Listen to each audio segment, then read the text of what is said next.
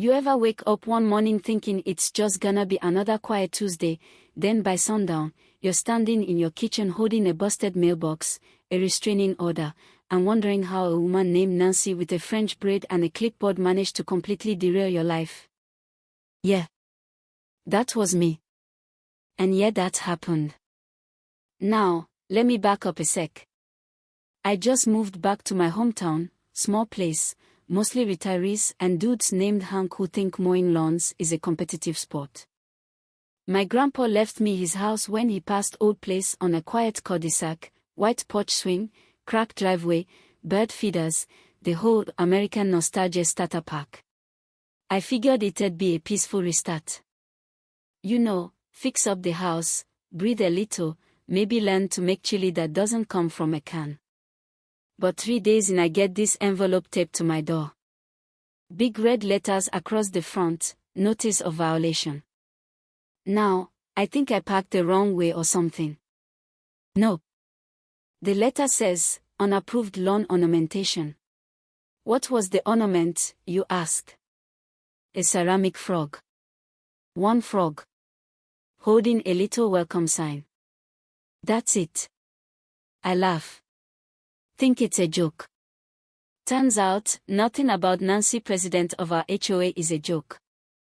She calls a special meeting on my lawn. Not in a clubhouse. Not a formal invite. No, she shows up with a folding chair, 2 of her minions, and a binder thicker than a wedding cake. Starts reading off infractions like she's auditioning for Judge Judy. Your grass exceeds regulation length by 2 inches. Your recycling bin was visible from the curb. Your wind chimes are not wind chimes, they are noise pollution. I mean, I thought I was being pranked. Like, where's the hidden camera, right? But nope. Dead serious. So, I decide to play nice. Trim the grass. Move the bin. Remove the frog. But every time I fix something, another fine shows up. And I'm not exaggerating here, in 1 month, I got hit with 9 separate violation notices and almost $1,200 in fees. Then comes the kicker. Nancy sends me this certified letter saying they are putting a lien on my house. For what? For a pattern of non-compliance. Now, I'm not a lawyer, but I'm also not stupid. I start digging. Turns out, Nancy's been running this HOA like a little empire. She's got friends on the board, contractors on speed dial, and a very curious habit of recommending certain buyers to people she finds out of their homes. Yeah. That's right. If you can't pay, she makes an offer. Below market value, of course. Then flips the house with a friend's agency for a tidy profit. That's when I stopped trimming hedges and started making calls. Enter, my cousin Eli. Tech guy. Used to build security systems for a living. I asked him to help me set up a couple cameras, nothing crazy, just to keep an eye out. He shows up with drones, hidden mics, a signal interceptor.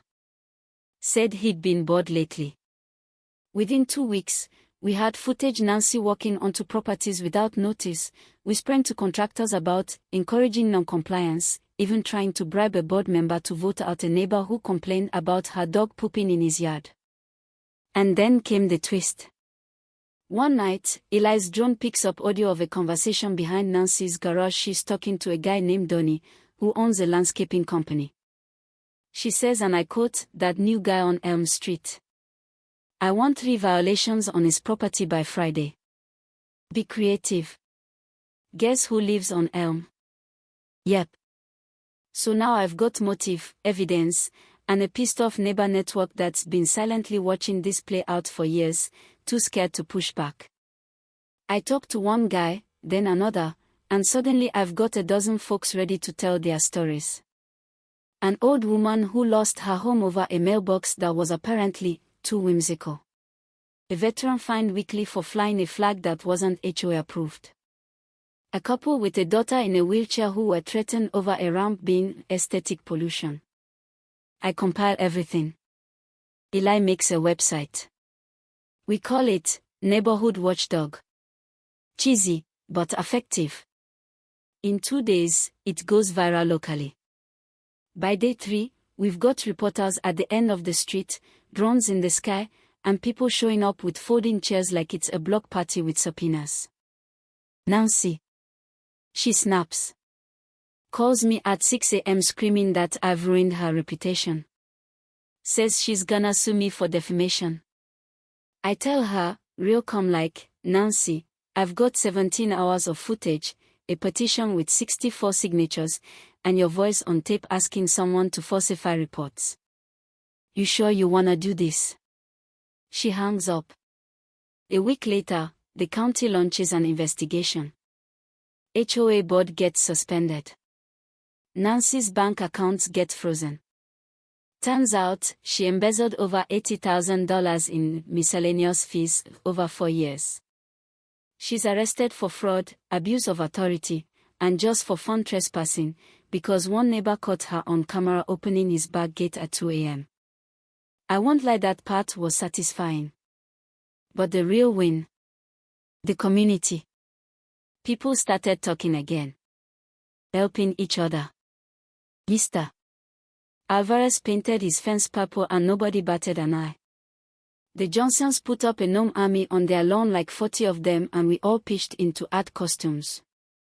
We elected a new board made up of actual neighbors who care about things like potholes and safety, not how many inches of hose are coiled outside your garage. As for me, I still got my frog. I put it back on the lawn the day Nancy was led out in cuffs. Painted it gold. So yeah, sometimes it takes a push. Sometimes it takes a clipboard tyrant and a cousin with too many drones. But mostly it takes one person saying, no. Not this time. And the thing is, this kind of stuff, it's not just about HOA drama. It's about power and what happens when we let petty people twist rules into weapons. It's about folks hiding behind policy because they know most of us won't fight back. So now I'm asking you. Have you ever been Nancied? Ever had someone use the rules to keep you small, quiet, out of the way? What did you do? What would you do? Let's talk. I'll be here with my frog. Watching. Waiting. And this time, I brought lawn chairs. You ever wake up one morning thinking it's just gonna be another quiet Tuesday, then by sundown, you're standing in your kitchen holding a busted mailbox, a restraining order, and wondering how a woman named Nancy with a French braid and a clipboard managed to completely derail your life? Yeah. That was me. And yeah, that happened. Now, let me back up a sec. I just moved back to my hometown, small place, mostly retirees and dudes named Hank who think mowing lawns is a competitive sport. My grandpa left me his house when he passed old place on a quiet cul-de-sac, white porch swing, cracked driveway, bird feeders, the whole American nostalgia starter pack. I figured it'd be a peaceful restart. You know, fix up the house, breathe a little, maybe learn to make chili that doesn't come from a can. But 3 days in I get this envelope taped to my door. Big red letters across the front,